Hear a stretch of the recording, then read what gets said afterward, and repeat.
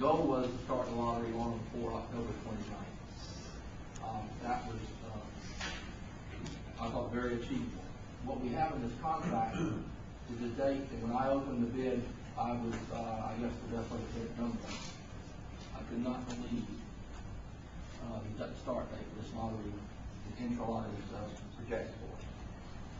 And it would be less than 3 months after I started, which would be, I think, safely say, in the history of launches of lotteries in the world, the quickest ever.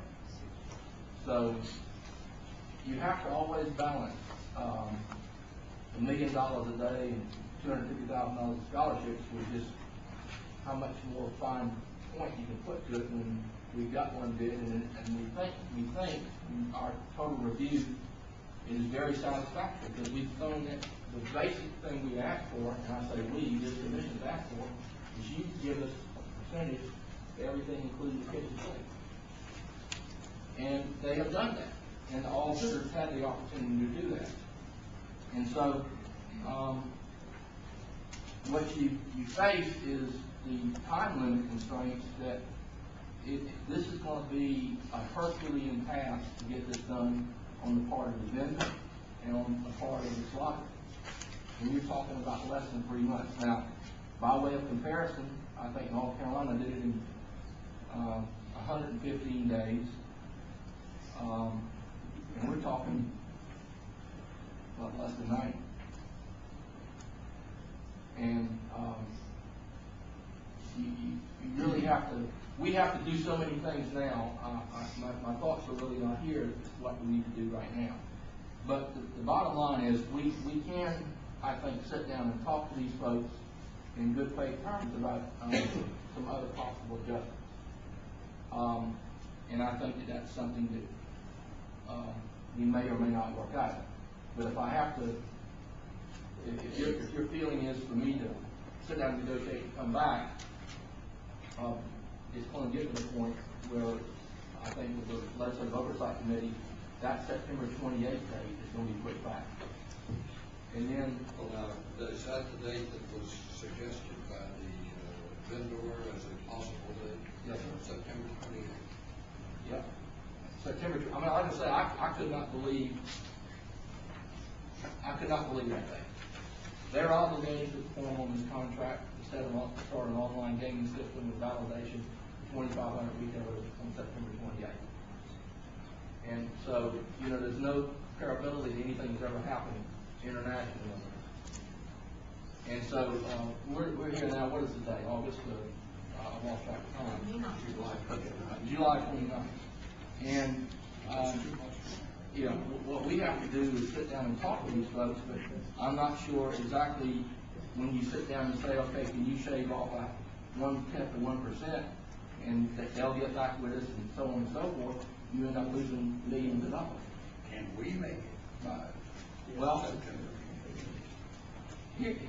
Here's what we got. We got to have everything fall into place. And let me just say this right now, too, before I get further now. I've got to say this, Chairman. We've had some extraordinary effort. You know, there's been a lot of critique in this lottery, and that's fine. That's what people should do.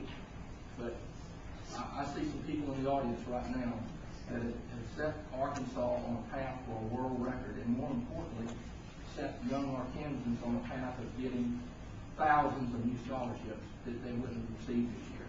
And I see, you know, Miss Thayer sitting over there, and Miss Garrity, of course, Miss Thayer, and has got that youngster coming along soon, I think, and Mr. Stovall back there. I mean, you can go down the list of Arkansans and these folks right here and just be amazed at what they're able to accomplish. I think that what we have been able to do is put us on the path of not only winning the Bowl Championship Series, but being in the Final Four and winning that, and going to Omaha and winning the that to baseball. This is something that it's nice to set records. It's nice to sit around and talk about setting records. But the only record I want to set is when I see 4,000 young Arkansans this year get a college scholarship that wouldn't have it. That's the record I want to set. I think everybody here is wanting to do that. So to do this, Chairman, we've got to have the stars and the moon align right. We've got to sit down and see what further things we can look at and maybe refine. We've got to have our good friends from the Legislative Oversight Committee review this and hopefully get their blessing on it. And then we've got to have this bill lay, which is over a month and a day earlier than I even thought was achievable. We've got a lot to do. So I don't know exactly how to answer you. Well, it caught my breath when you said October 29th, and I was startled, as you were, when I saw the date of September beginning. My first question was, can we get rid of it? Well, here again, we got a contract possibly with Interlot, and they're going to expect us to be ready. You know, this works with the flip side of this is they're going to be looking to us to start sales on October 28th, September 28th. And so, you know, we've always got to be mindful that there's responsibilities on both parties' part. So, is there things in here that I've looked at that possibly we can shave a little bit off? Possibly. I wouldn't guarantee it. Because the trade-offs we're going to make, and let me give you by way of example. In this contract, I think this is the first launch contract with ticket vending machines. We have 100. Because it's proprietary, I can't tell you the cost, but it's a huge amount of cost. This is at Walmart and Lottery Director. Walmart is not going to be in a lot of stores soon. They may never be there. But this is an attempt to answer all Walmart's questions about lottery. So that we need this amount of cost built up in our cost structure, as opposed to an option. I don't know. These are trade-offs we have to sit down and make together. And I'm not suggesting the vendor is giving up a percentage and they've given us a full service contract. I haven't talked to the vendor in regard to this, so I don't know what their feelings are, but I think we can probably make the discussions and maybe shave a little bit off, but we're going to have to give up some things to shave things off, I think. I think the headings confused about my question. I'm not so much suggesting that we go back and negotiate all things that are proposed, but there are things that should be in a contract that I don't think are necessarily specifically addressed either in the proposal or in the RFP. For instance, what are the penalties for their failure to meet the target date? Do we know those? I think Interlot has agreed to the liquidated damages provisions as set forth in section 1.8. They will agree to what we put in there. There's nothing in there. I understand that. They will agree to what we put in there. We say that there will be liquidated damages for a delay. Correct.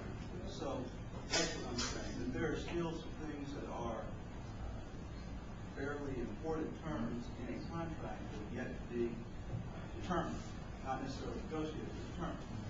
And I was just asking if we would have an opportunity to review a final contract, so we see those final terms before the contract is actually signed. Well, we haven't really sat down and talked to him a lot. And I know that you can't do that until we decide to do an intent to award. I'm not suggesting that slows down. That keeps you from doing an intent to award, so you have to do that to start. Correct. What we're asking you to do here today is an intent to award. We're not asking you to approve the contract. We're asking you to do an intent to award awards that we can send to the Oversight Committee for their review. There are, as the director stated, there are terms in here, there are liquidated damages terms that they agree will be in there and they will comply with, that we will set. Correct.